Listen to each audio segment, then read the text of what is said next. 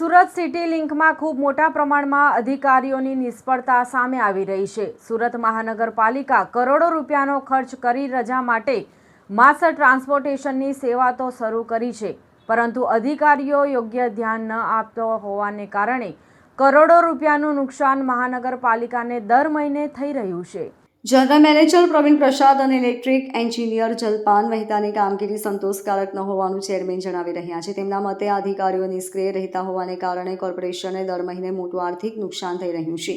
Transport committee chairman તથા vigilance અને તમામ એજન્સીના ચેકરો સાથે રાખીને સિટી બસમાં ખાસ ચેકિંગ હાથ ધરવામાં આવી હતી। બપોરે 12 કલાકે 254ની સિટી બસોનું ચેકિંગ કરવામાં આવ્યું હતું। ત્યારબાદ સોશિયો સર્કલ થઈ કોમર્સ સર્કલ રૂટ નંબર 105 તથા 205ની સિટી બસનું ચેકિંગ હાથ ધરવામાં આવ્યું હતું, જેમાં અનેક પ્રકારની ગેરરીતિઓ સામે આવી રહી છે। કંડક્ટર અને ડ્રાઈવરો દ્વારા ટિકિટ ન આપીને પૈસાની ઉઘરાણી કરવામાં આવી રહી છે, તો કેટલાક કંડક્ટરો મુસાફરો પાસેથી રૂપિયા લઈ સીધા પોતાના ખિસ્સા ભરતા હોવાનું સામે આવ્યું છે।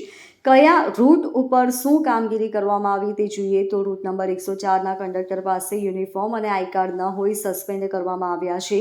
તેમાં ડ્રાઈવરને દરવાજા ખુલ્લા રાખી ગાડી ચલાવતા હોય ડોર ઓપનની પેનલ્ટી કરવામાં આવી છે।